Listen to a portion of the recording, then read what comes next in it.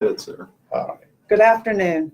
Hey. My name is Emily Harman, and I'm the Director of the Department of Navy's Office of Small Business Programs, and welcome to our Facebook Live session on the Section 809 panel.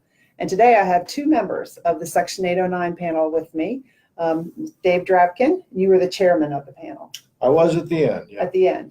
And then Mr. Elliott Branch, you also served on the panel. I did. I served on the panel, and I want to make it clear that I'm appearing on Facebook Live in my capacity as a panel member and not in my capacity as an officer in the Department of the Navy's procurement system. Right. So, okay, great. So let's start off with, I know that you guys had 98 recommendations and then some sub-recommendations. So we only have an hour. So we're not going to be able to get talk about all of the recommendations. No, I don't think so.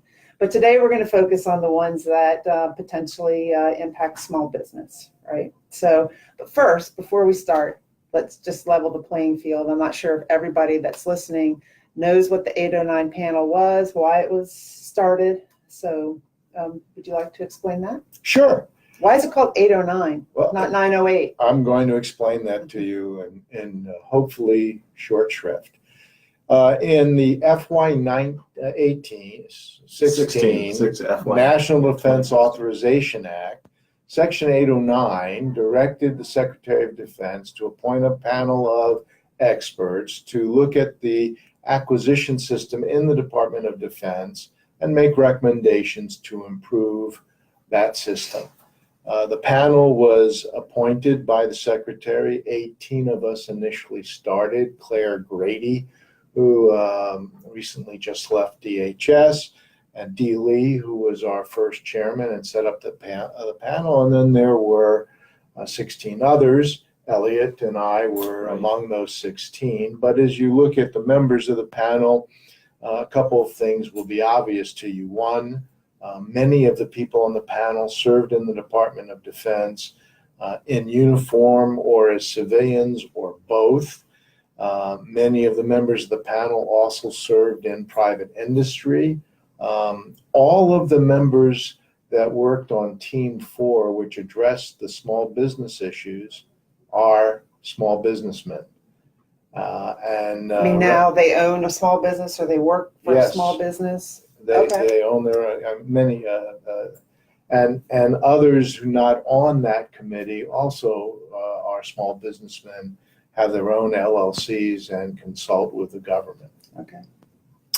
The panel set as its goal from the very beginning to find a way to deliver capability to the warfighter inside the turn of our near-peer competitors and non-state actors, and that's code for the Russians and the Chinese. We got to be faster. We agreed at the very beginning as a group that the department doesn't value time. And when we talk to small businesses and large businesses all across the country, one of the things they pointed out that was unappealing about doing business with the department is the amount of time it takes to get a contract. In fact, we heard from most non-traditionals who weren't, well, they're non-traditionals because they're not doing business with the department, and many small businessmen doing business with the department, if they can't get a no in 6 months, that was their language, not yes. If they can't get someone to tell them no in 6 months, it's really unattractive. It costs them a lot of money, and it forces them to look elsewhere for a customer base.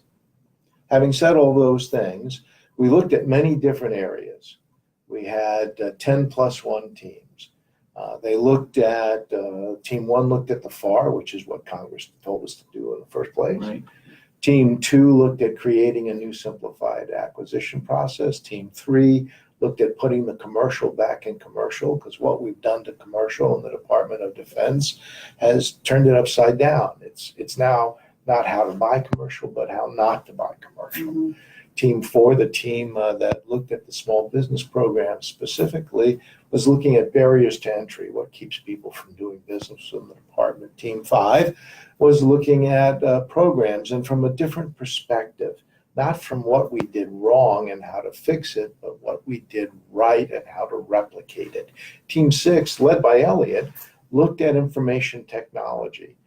We decided that buying information technology was different in a whole different way than many of the other things we buy, and we ought to look at how we communicate with the people who sell IT in the marketplace so that we can buy the way they sell.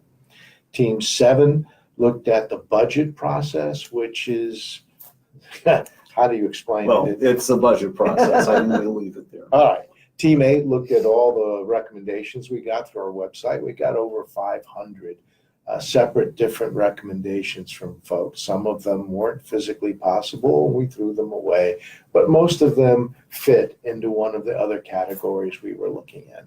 Team 9 looked at CAS, the cost accounting systems, and what we should do to bring that into the 21st century. Team 10 looked at Team 10 looked at workforce, right, and how we could how we manage the workforce, because I think we all agreed that for the future, we need a different kind of workforce. And in the future, our workforce isn't going to be one size fits all.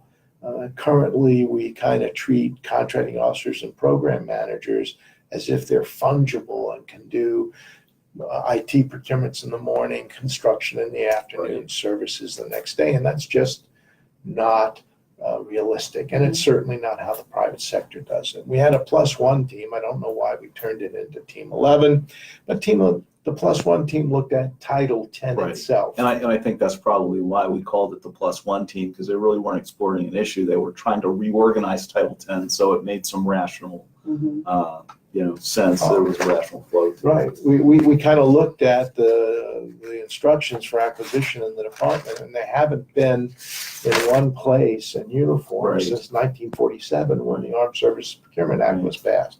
By the way, that recommendation to reorganize Title 10 passed in the FY19 NDAA, and you will see either in FY20 or FY21 the reorganization of all of the sections.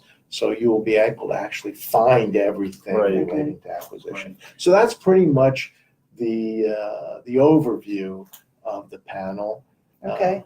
And I've looked through, I know that you have several different volumes, 3 volumes, but you also published in February a roadmap, the Section 809 roadmap, which is really helpful to look at. And on the announcement for this event, we put a link to where you can find all these documents. So we're not going to get into detail on every little thing, but you've got 4 different ways that the roadmap covers 4 different areas.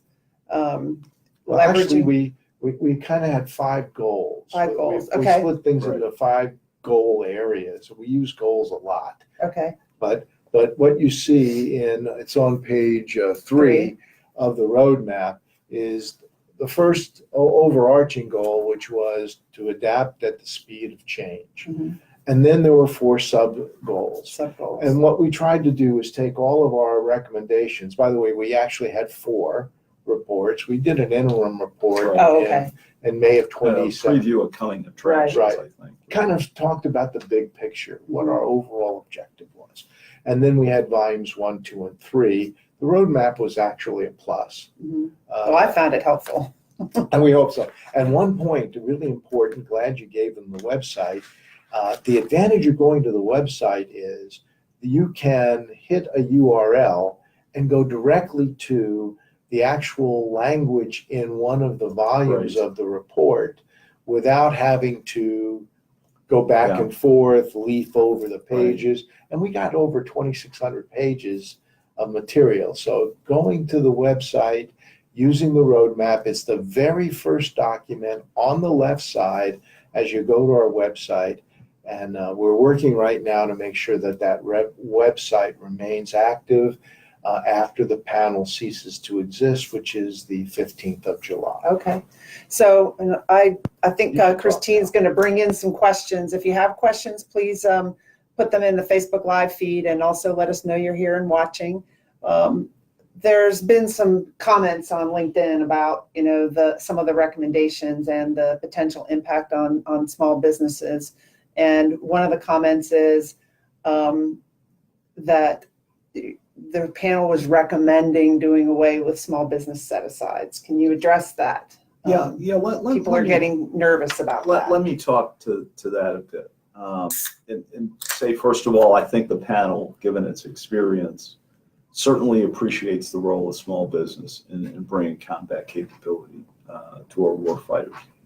I know from a Navy perspective that the combat system capability we have in our submarines would not be what it is today without the Small Business Innovative Research Program and the contributions of several small businesses. So I think everybody on the panel, had similar experiences, would probably have a similar story to tell.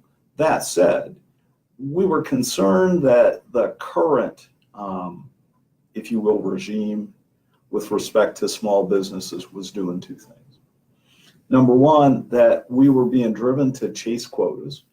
And so we weren't really using our small businesses as we did in the submarine world. It's a strategic asset.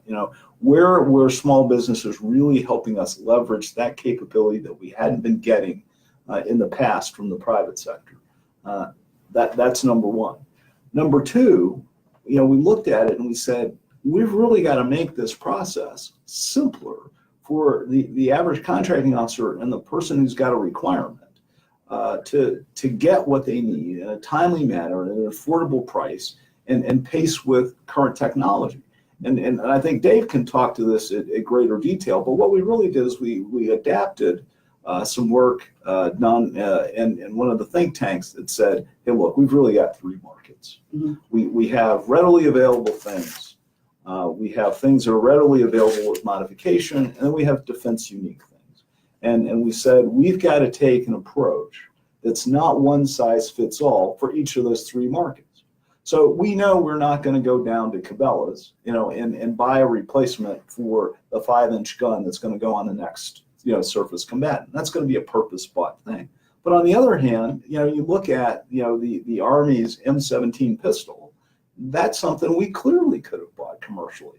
So it was the consensus of the panel that we really needed to divide the procurement system, the acquisition system, into those lanes to reflect how industry does business. So we said readily available with modification, defense unique.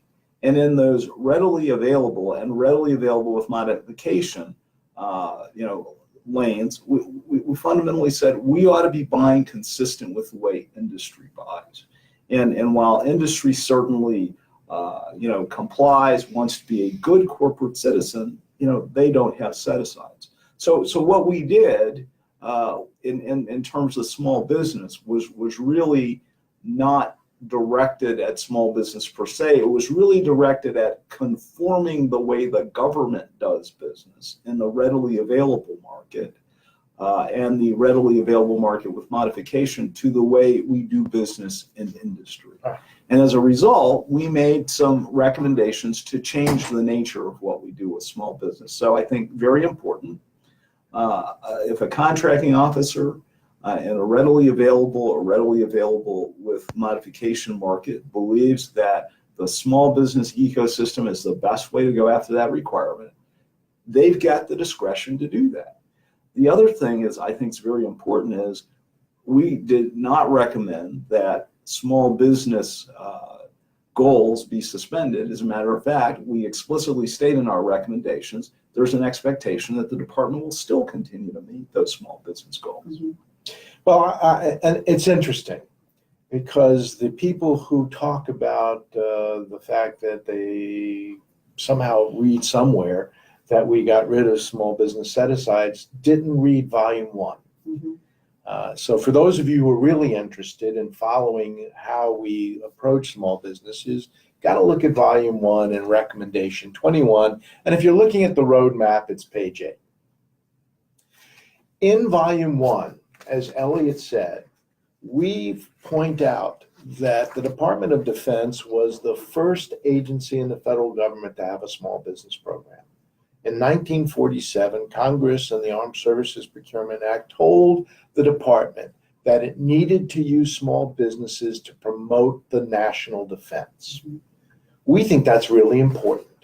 And we think we got away from using small businesses to promote the national defense. And so in volume 1, we talk about a whole different, what we call a pivot of the small business program. So it can focus on bringing in those small businesses, as Elliott said, that provide innovation and capability that we can use for the warfighter. The Department of Defense is not in the business of building small businesses for the sake of building small businesses. Right. It's in the business of finding small businesses who can bring capability that'll make a difference to us on the battlefield, wherever that battlefield may be. And keep in mind, and this is something a lot of people lose sight of, technology isn't just IT. It's not just a missile. Everything we put on our soldiers, sailors, airmen, Marines is technology, from the shoes and the uniforms they wear to their helmets. I mean, to feeding them, to delivering medical care. And small businesses play an awfully important role in providing those kinds of things and improving our ability to deliver them. So we focus in volume 1 on making that pivot real. We talk about doubling over 3 years the SBIR amounts of money for SBIR and STTR and RIF, and we recognize that program managers, when they have to, because they pay a tax to fund SBIR, Mhm. that's their money. They can only spend it if they find a small business to bring technology in.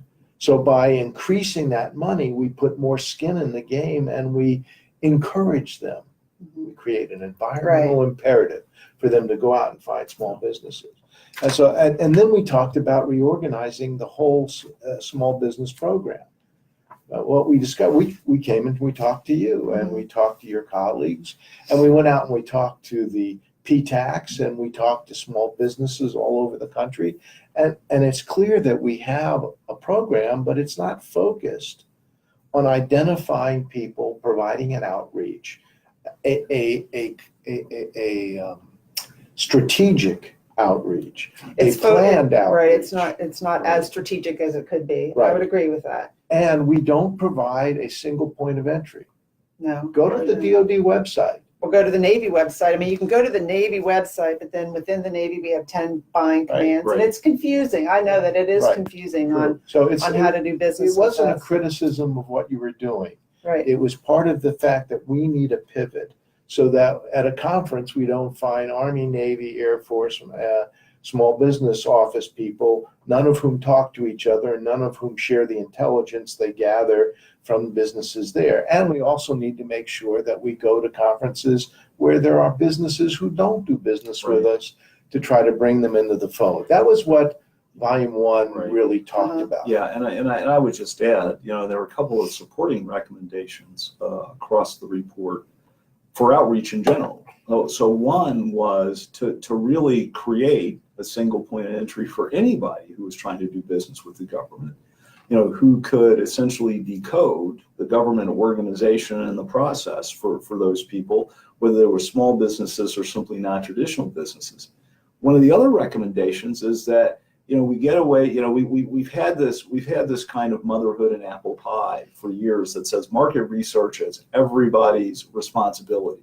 Well, when it's everybody's responsibility, it's nobody's responsibility. So we said the department needs to really establish a capability, smart people with technical backgrounds whose job it is to go out and scour the countryside and look for innovation that has military utility. So there are a couple of supporting recommendations that go along with the recommendations we made about small business. But well, you find that in Volume 3, I think it's in Section 8, we talk not only about the market research, we talk about intelligence and the fact that we need to approach the marketplace like the CIA or the other the three letters approach the world. In fact, actually, all the three letters have divisions that look at capabilities in the marketplace, and they share them with themselves, but they don't share them with our buyers. That's one. Other part, really important, is from Volume 1 to Volume 3, we make efforts to improve how we buy things without this big change we talk about is readily available. We actually put the putting the word commercial back into commercial products. We have a cottage industry in the Department of Defense that spends its time trying to figure out whether something is or is not commercial. I can say this, Elliott may not, it's kind of nutty.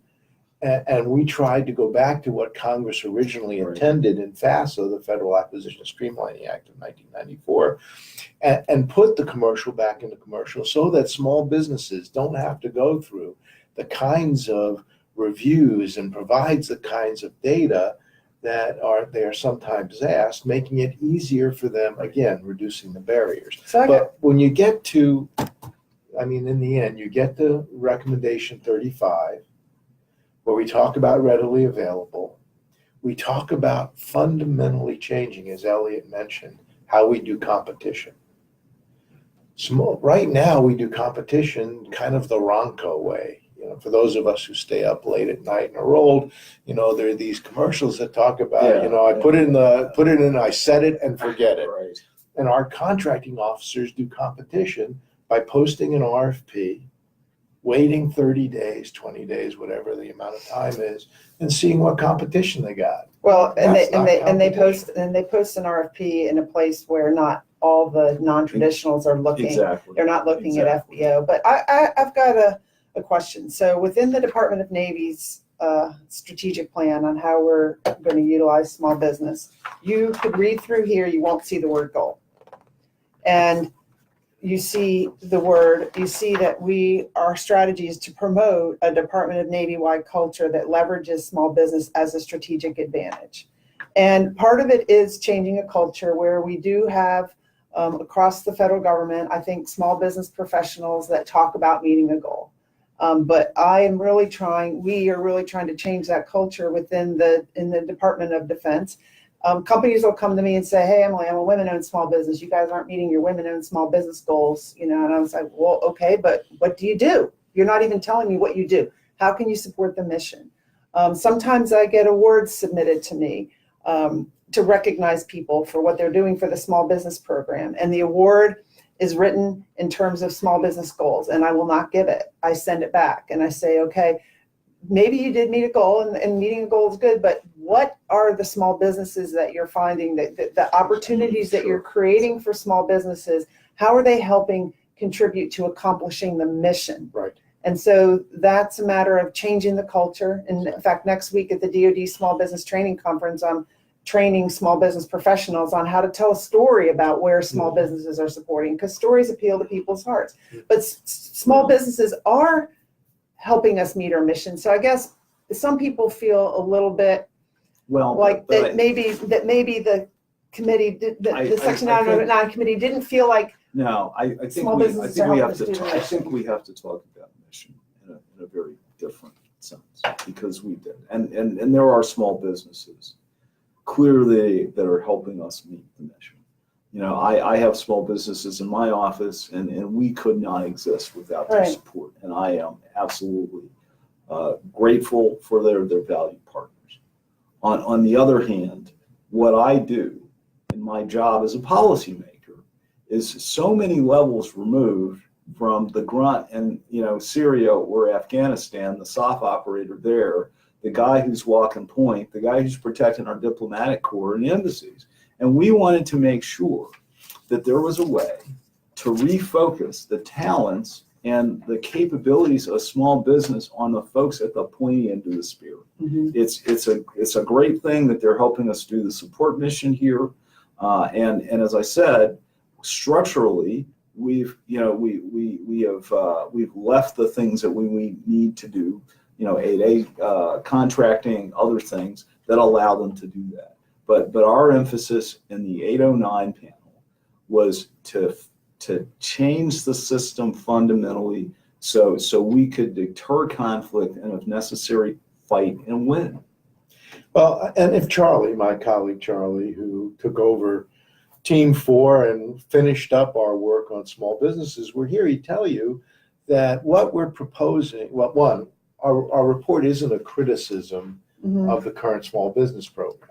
Our report is it suggests and recommends, as Elliott mentions, a fundamental change. That's why we call it a pivot, to using small businesses strategically and focusing our attention on that strategic objective, which is in every case delivering capability to the warfighter. Right. Okay. That's what we worked on. Make that pivot, make it easier to do business with us, and then we propose this revolutionary change to how we buy things.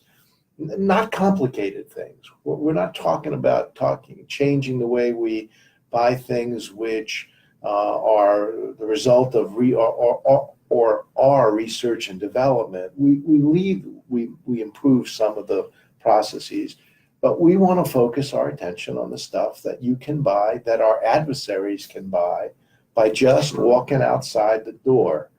That's the difference. And there's stuff they buy that we can't buy. Great hard for us to buy. Well, great example, drones. Yeah. Right. You know, you can order drones off of Amazon, and you may have seen the video of people literally taping C4 to a drone and delivering that, as a package. And I understand and there's good institutional reason for it, but we sent out an able message not more than a few years ago that said, hey folks, remember, a drone is an unmanned aerial vehicle, and you've got to go to NavAir to get a clearance, to buy a drone. Now, we were using drones, in engineering classes at the Naval Academy. We were using them in the recruiting command. We were using them in all kinds of places where we're fundamentally going to NavAir to secure safety of flight. You got to question that. On the other hand, at the other end of the spectrum, we had to shut down moratorium on drones because we were using some of these things, and the bad guys, because they've got access to them too, were able to program that countermeasures for the missions we were using, and we had to secure those things. So I think what we were really trying to do in lane one, first of all, we weren't trying to shut off those small businesses. They give us support. We've made it simpler for those small businesses that really have uniqueness to sell to us because we've changed the rules on competition.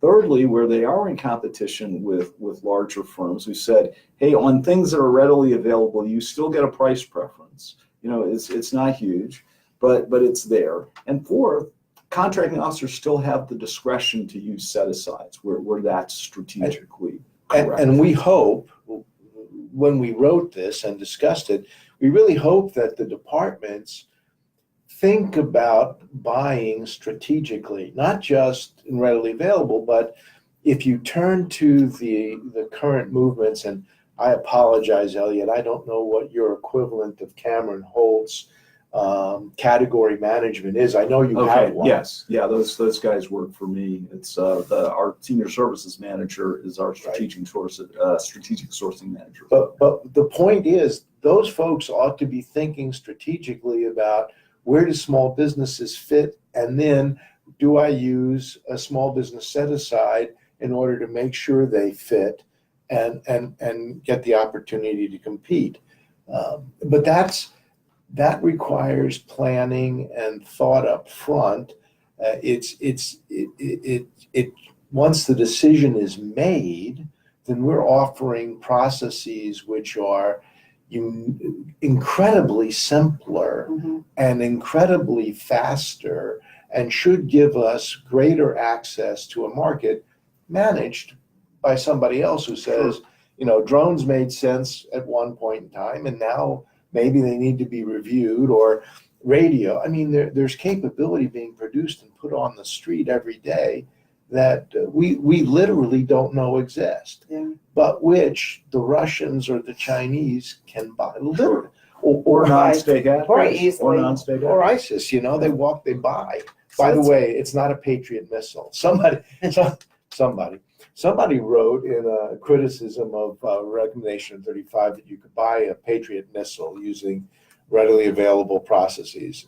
No, probably not. Yeah, probably not. So here's a question. Does the Section 809 panel, this is from our audience, value understand the value of small business programs is to take part of the money spent by the federal government to help communities through these contract awards, I guess like Hub Zone community.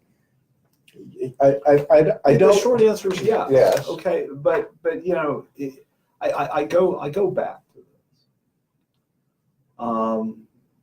You know, our ability to live in a free enterprise system depends on global stability.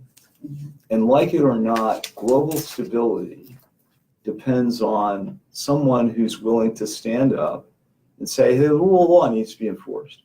And in a world where 70% of the surface is covered by water and another 40% of its entire population lives within 100 kilometers of a coastline, and 90% of its commerce moves by sea, in order to have a thriving community, you need to have a stable world. And that's the capability that our warfighters bring.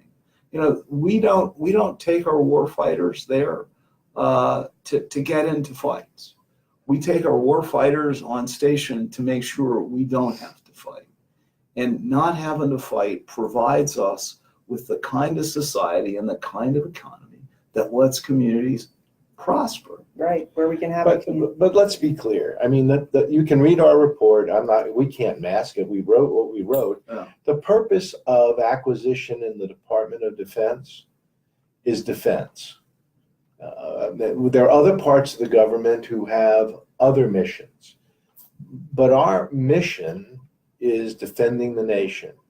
And our acquisition system, in fact, we point this out and we re-emphasize it in the roadmap, is to put our acquisition system on a war footing now. It's the only way many of us thought, I think, well, all of us, we voted for it, that we can compete with the Russians and Chinese. The Chinese right now have a program called China 2025. If you haven't heard of it, you need to know about it, because their intention, and they're working hard on it, is to dominate the marketplace by 2025 in every respect. They don't have the same rules we have. They don't have the same interests that we have.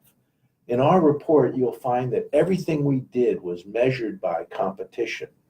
Admittedly, we proposed changing it. Mm-hmm. Transparency. We've proposed more transparency than has existed ever before. You'll be able to see who got an award, when they got the award. You'll be able to see much more information. And integrity. I mean, because the taxpayer has to trust us, but all of that focused towards mission. And we began in volume 1 by thinking and telling the world that small businesses are integral Absolutely. to our ability to achieve that mission. And we have to start using them that way. You know, let's be honest, we're friends, right? Mm-hmm. You know, many people focus their attention on awarding contracts to small businesses just to meet their goals, without any thought about how can we go out and focus our attention on doing more than painting. By the way, barracks need to be painted. Right. Grass needs to be cut. That's important. But our mission, and by the way, it supports the mission. It does. But what we haven't done is focused our attention on finding the businesses that have it exists, and bringing them as part of our ecosystem. Some of those non-traditional. So I want to talk to Dave's point in a slightly different way. So I think what we were really trying to do was we were trying to do a couple of things, and it goes back to this issue of mission. So there is mission, and that mission is very, very broad, right? It starts literally with the folks that are up at 4:30 in the morning to feed the troops, to putting ordnance on target. I think the panel's greatest concern was about the capability part of that mission. And we were looking for a way to increase the speed with which warfighters get capability. And we believed that by going to this kind of broader framework and making the trades we made, we would still allow everybody to participate in supporting the mission, including small business. but that we were really doing was restructuring the model where small businesses and other folks could bring us the capability as well. So I think it's important to make that distinction. Readiness is important, housing is important, quality of life is important, support in our long-term research and development organizations and our acquisition organizations is important. That all supports the mission. But at the end of the day, I want, combat troops deployed with the weapons that provide them with an unfair fight in our favor. And we are, when we look at how we're spending money in the Department of the Navy, at least with small businesses, the majority of where we're spending the money with them as primes is in facilities-related services, which you were talking about, and knowledge-based services. And what you're saying is we need to get more the pointy end of the spear stuff, the innovation stuff, to small businesses, more products. Well, or capability. Or capability. However you Right. term that, because capability could be a service. right. And don't misunderstand, as I tried to say as I was speaking, is that painting the barracks, cutting the That's grass, feeding the troops are really important things. But what we haven't focused our attention on is that capability piece, and that's why we talked about the pivot. Got it. To approach this strategically, to bring more from the readily available, from the non-traditionals. Got it. And there are lots and lots of small businesses out there that we don't touch. Right. I understand. I agree.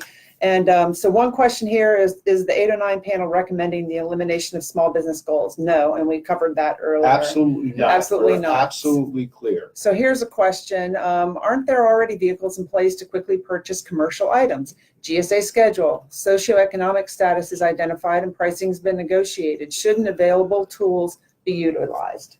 So a lot of those items, and I think it's important to look at framework, the first framework.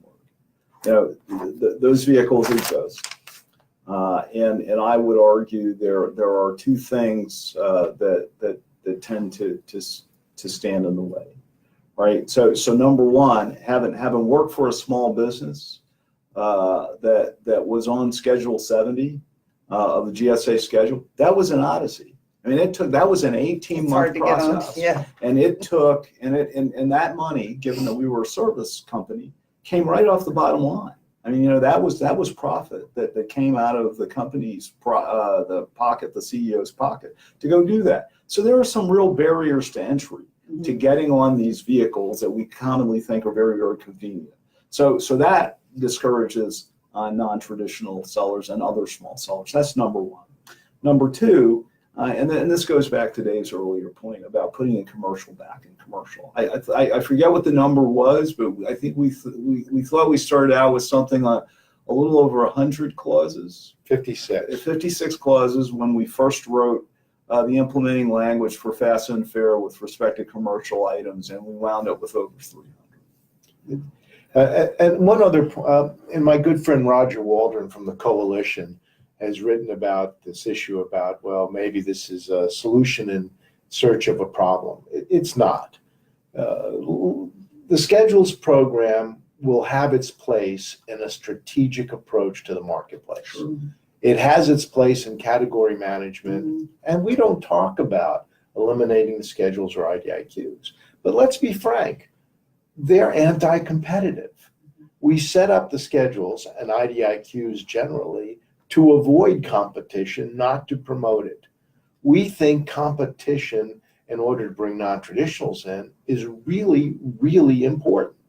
Now, who can compete on a scheduled contract? Schedule People holders. on the schedule, the people that take the time to figure out and decide to spend their money on getting on the schedule. And we're very glad for those people to be in the process and offer the solutions.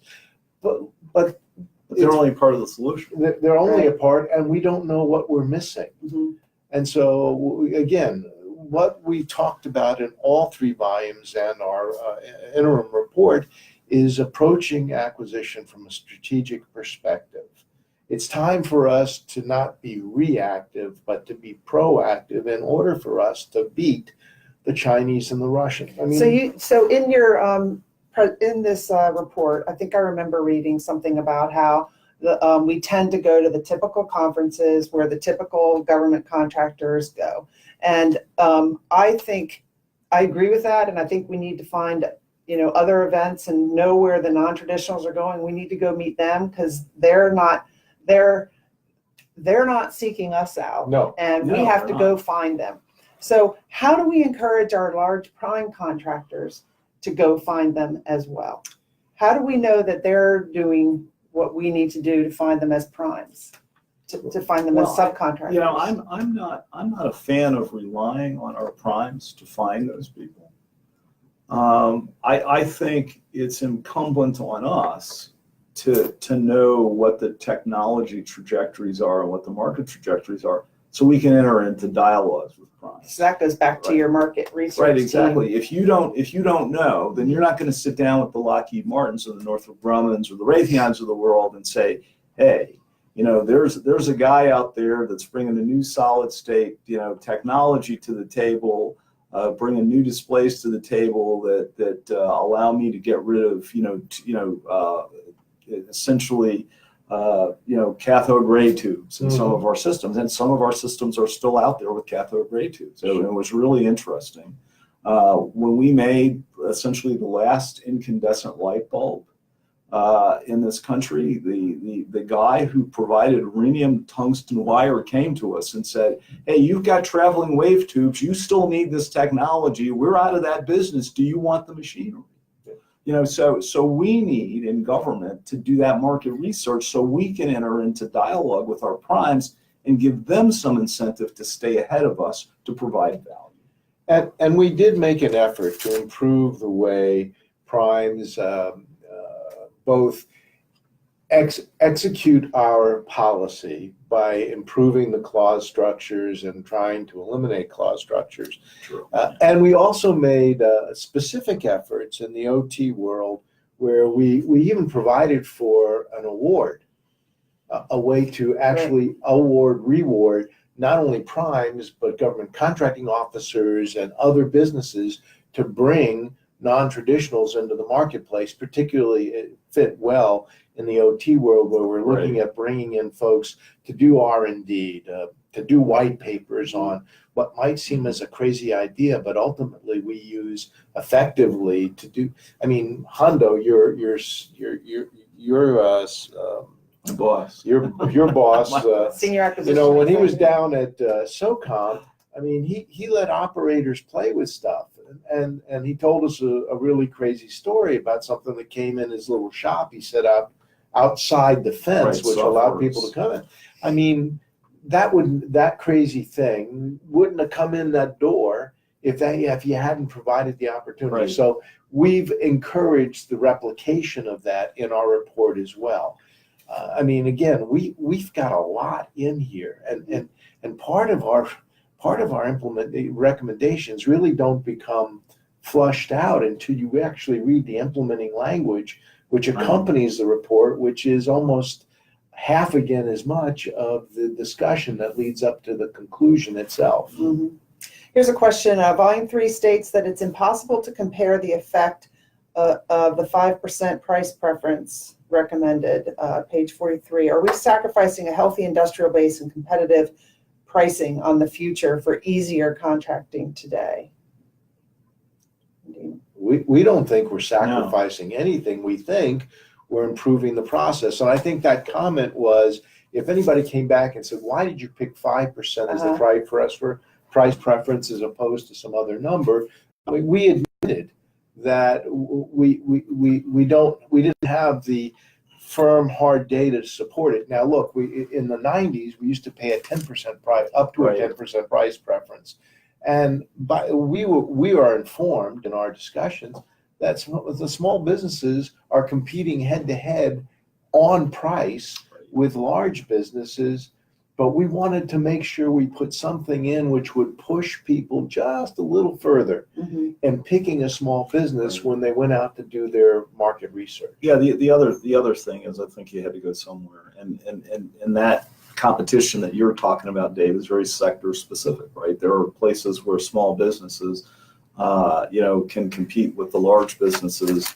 there are places where small businesses eat large businesses' lunch because they're more nimble. And then there are places where the scale of a large business, small business is going to need some help to overcome that if possible. So I think, the other thing is, we created the general rule in the statute, but the effect of that rule is going to be very sector specific. So here's a question. Did the panel consider how the elimination of small business set-asides would result, and I think you need to clarify about what you said about small business set-asides again, but would result in predatory practices of other than small businesses to eliminate future competition to the detriment of the Department of Defense? Several responses to that question. First, I'm stomping my foot. We did not eliminate small business set-asides. We said that small business set-asides would not be mandatory when you did readily available. By the way, we didn't touch it for Defense Unique. Right. Nothing in Defense Unique. It's not eliminated. We talked about the fact that we hope that, we more than hope, we set up a system where the services will use a strategic approach to where they meet their goals, because we didn't eliminate their goals. Mm-hmm. In terms of predatory practice, it's awfully hard in the readily available world for there to be predatory practice, because the contracting officer, unlike today, where they just post it, set it, and forget it, they got to go out and look for these companies. And they look through all of the various things that you do today. Remember, we're talking about something that you can buy, not something that you're asking somebody to create for us. Right, not something to be developed, but it already exists. Right. We want to buy it. And I think that's a very important point, in that most of those are going to be highly competitive environments where they're not, right? So I'm going to have things like cell phones where I've got a small number of manufacturers that, due to economies of scale, we're never really going to get significant small business participation anyway, unless they bring us a breakthrough profit or a product, in which case we would have the flexibility of going after that under a non-competitive kind of approach to that, or a different competitive approach to that. On the other hand, if they really are competitive with if these are readily available products and they're viable, they're already competitive with large businesses. I used to work for a custom paper company. So what they did was they made packaging products, right? And they were a small business, and their business model was actually very efficient, because what they would buy is they would buy odd lot rolls from large paper producers, and they were the right scale to be able to cut those things to custom packaging, very, very efficiently, very efficiently, very, very economically. And no large paper company, because of the scale, could compete with them. Was their name Dunder Mifflin? They were not. I'm teasing you like on Wilder Industries in Philadelphia, in North Philadelphia. And they used to say, we make money out of other people's mistakes. I mean, that was their motto. But I think what we're really doing is we're challenging businesses of all sizes to bring creativity to bear, to serve the warfighter and make a profit. We're not asking people to go to zero on the margins. We're not talking about a race to the bottom. What we are saying is, if you have a compelling business model that allows you to be competitive, we want you. We're willing to come out and find you, and we're willing to do business with you. And by the way, we're willing to take some of the burden of government contracting off of you, because you are in a readily available market. And on top of that, there are already great ideas out there. We know it. We just don't know what they are, because we don't know what we don't know. We're trying to increase the amount of, in fact, we talked about this often.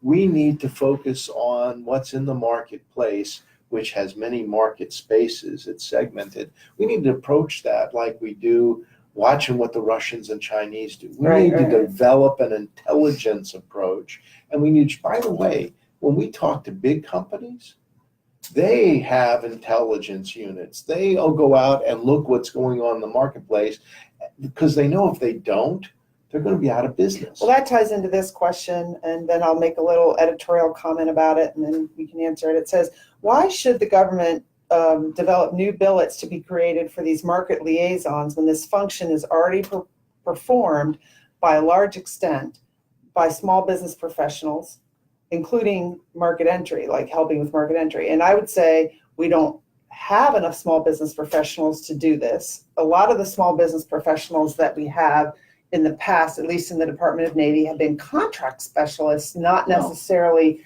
experts in the technology areas.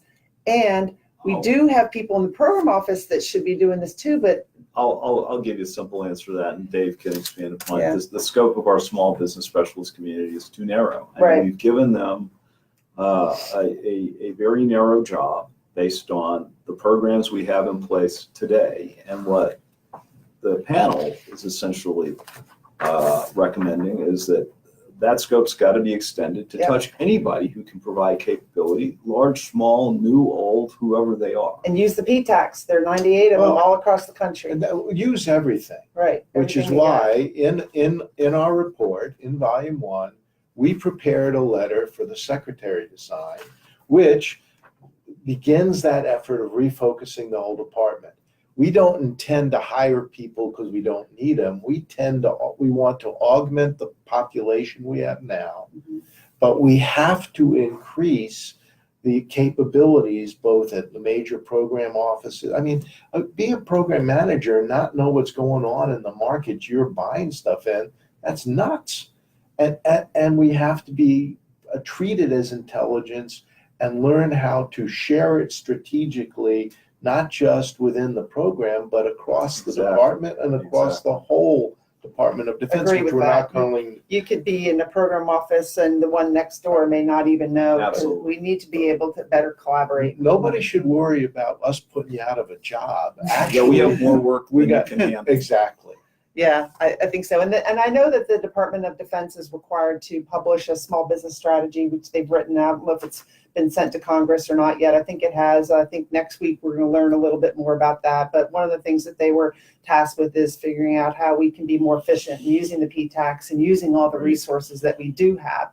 Because we have quite a few already, but I think we could be more efficient. in All that. those P-tags spend their time finding the matching money. I mean, we That's talked to the them. reason. We went and visited them. They told us about, well, we So got they to go get some find. money from DOD, but then they have And to they get have to the match rest. it. And they spend their time finding that matching funds in their local communities, and they don't have any funding to walk outside their door and down the block to the business that's the non-traditional business that's doing. I mean, we've talked to business in San Diego. We talked to a business that was 2 or 3 blocks away from the PTAC. Didn't know the PTAC existed. PTAC didn't know the business existed. It was an interesting business. I don't know if we'd actually buy something from them, but it was interesting. We didn't know anything about them. Right. And the PTAC didn't either. But you can bet the Chinese do. Well, while we were in Silicon Valley, we visited 2 businesses who had been visited by the Chinese just the week before. And the Chinese had offered to buy their company. I mean, I just met with a small Yeah, business yeah. the other day that they said they Right. get 4 to 5 offers a day Right. to sell their company. Right. And they don't want to. Right. But they also are frustrated with doing business with us.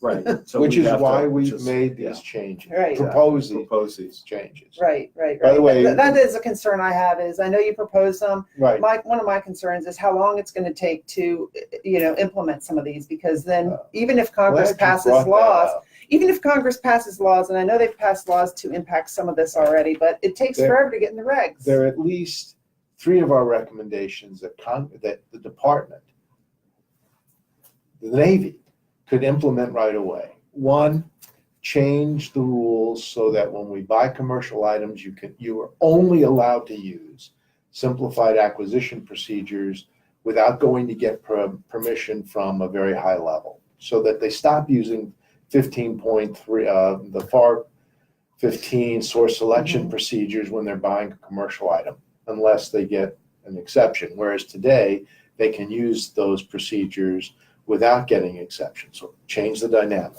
On IDIQ contracts, which we specifically didn't get rid of and we proposed improving, people don't use fair opportunity. They again go to FAR Part 15 to use source selection procedures. Issue a policy today that says you must use the fair opportunity And if you want to use FAR Part 15, you got to go get Elliott's permission. Third thing, in the area of workforce, we proposed reducing the number of authorities to make it simpler for us to hire our own people. Mhm. The secretary of each department today, the senior procurement manager, the senior acquisition executive, could issue a policy today. Elliott doesn't need to agree. Today, that says only use these 9 or 10. And by the way, we lay them out in our recommendations. You know, one of the other things, though, along with that, is the proliferation of pay systems. I mean, I've got some fleet concentration areas that have as many as 3 different pay systems. So that hurts in terms of rationalizing the workforce. So I've got people on GS schedule, I've got people in lab demo, I've got people in act demo, and part of Team 10's recommendation on workforce was, hey, how do we rationalize all that? How do we drive the department to a coherent HR policy or human capital? But the department, the Navy, and the Department of Defense could adopt some of our recommendations and make a significant change in how we do business. That's true. Today without waiting for Congress. Well, we don't need to wait for Congress to establish these market research teams either. Nope. And we don't need to wait for Congress to communicate better with industry. True. We've already done a Facebook Live session on that. So you're right. I agree that there's and things this we can helps. do. And this helps. And this is why we've Right. started And- doing some of this. And we've already started in the Navy piloting the sustainment program baseline recommendation. So the services are off doing things that we can do without waiting for a congressional. One more question and then we'll wrap up. How do we balance removing regulations that address procurement oversight and integrity in order to and also increase speed and efficiency of acquisition, especially when the taxpayer wants both? Transparency. Mm-hmm. And we've proposed in readily available a way to increase the transparency of the transactions themselves. Currently, you don't get a copy of the source selection decision, the technical eval, and the ultimate decision, even if you file a protest. In readily available, we have proposed that the contracting officer publish those select portions of the contract file at the time of award, so that everybody can see whether we followed the rules and what companies we talked to. And so if someone's not doing what we've asked them to do, told them to do, it'll be immediately available. His or her boss will see it. The public will see it. The IG will see it. By the way, the IG doesn't get that information today. It'll be immediately available. This transparency, we think, and readily available provides that balance. Why would you do that transparency and only readily available? Well, but so let me talk to this. I think 2 things. One is complexity and the other is risk. Right? Uh-huh. So when I go to the other extreme and we talk about defense unique things, I mean that those are extremely sophisticated procurements with a lot of very purpose-built terms and conditions by perhaps all parties to it. And as an example, a competitive example. So we buy surface combatants, destroyers, from 2 shipyards in this country. We buy them from Bath Iron Works, and we buy them from Huntington Ingalls Industries, Ingalls Shipyards down in Pascagoula, Mississippi, to government specifications, to business practices that we have established over the years. And frankly, in that particular space for those particular things, that level of transparency probably doesn't aid in the process, and we deal with risk in a very different way. In the readily available market, what we basically said is, look, the market has already, if you will, articulated the level of risk for us, and they've established custom and usage such that that risk is manageable. So why don't we simply do business the way the market does business today? Well, and again, we're not in readily available. We shouldn't be talking about proprietary data in the process. It's probably not even the contract file because we don't get it. Mm-hmm. And pricing is, if it's readily available, pricing is publicly available. So we're not exposing anybody's secrets. We're not exposing anybody's technical data. I mean, there are other issues, again, going back to the strategic decision about whether I want to buy something readily available or not. Right. If I want to ship the 82nd somewhere, I may decide that I'm not going to publish the fact that I'm buying water, Band-Aids, flashlight batteries today in large amounts to be delivered to Fort Bragg. I may not publish that for security reasons. And that's a valid, it's an OPSEC issue. But again, it goes back to the department needs to make a strategic decision about whether to use readily available or not, whether the circumstances are appropriate or not. But those are strategic decisions. But once they're made, we've provided a way to simplify that. Yeah.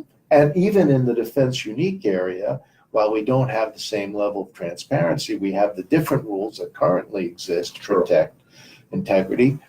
Even there, we've simplified some of the processes. We've improved the way contract clauses are to be picked and how they're to be flowed down, and which should be flowed down, and how we. By the way, we didn't talk about our improvements to the DCAA and DCMA oversight and the auditing, but we've made major proposals to improve that area. We've proposals to improve CAS and when CAS applies and how it applies. Major, cost accounting standards. And for small businesses, that's huge. Right. And we've gone way over time, but I can thank you. stay and talk forever with Elliott, my good friend, because I'm not going to have him to talk to very often soon. Well, I'll be around. I'm not dying. I'm just retiring. He's retiring at the end of May. Leaving us. The government will suffer a great loss. Thanks. Yes. Thank you very much for joining us, and thank you all. Thank you for having me. Thanks. Trying to hit end. This happens all the time. Oh wait, maybe I have to go like this. It's not touch screen. Wrong Hit the side. enter, put it on there and hit enter.